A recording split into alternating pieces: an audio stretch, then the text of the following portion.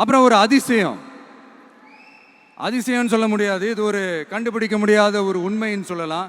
அது என்னப்பா அது? தற்குறியா?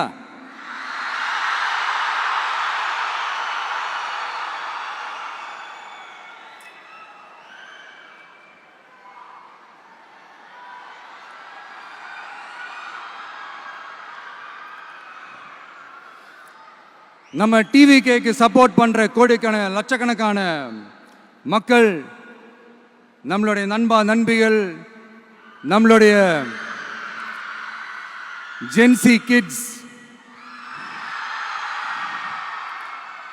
எல்லாரையும் தற்குறிகள்னு சொல்லி வாங்கி கட்டிக்கிட்டு இப்போ அவங்களாம் தற்குறி எல்லாம் கிடையாது, அப்படிலாம் அவங்கள கூப்பிடாதீங்க, அவங்க சங்கிகள்லாம் கிடையாது, அப்படிலாம் அவங்கள கூப்பிடாதீங்கன்னு சொல்லி ஒரு குரல். யாருடா அந்த குரல் அப்படின்னு பார்த்தா,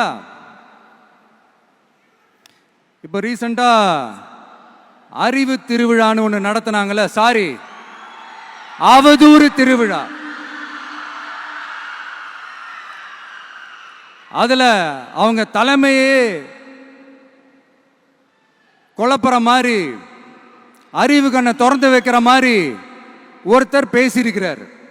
அவர் யாருன்னா அது அவங்களோட எம்எல்ஏவே.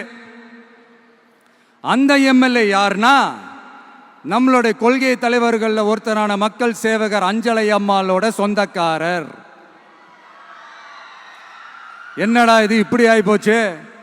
டிவிகேக்கு சப்போர்ட் பண்ற மாதிரி நம்ம கட்சியிலேருந்தே ஒரு குரல் வருதுன்னு சொல்லி தலைமையில் ஃபுல்லா கன்ஃபியூஷன்.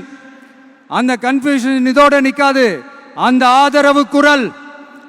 ஆதரவு குரல் ஒரு வீடு விடாம, ஒரு இடம் விடாம, எல்லா இடத்திலையும், எல்லா வீட்லையும் இன்னும் பலமா எதிரொலிக்குதான் இல்லையான்னு பாருங்க. சும்மா பிளாஸ்ட் தான்.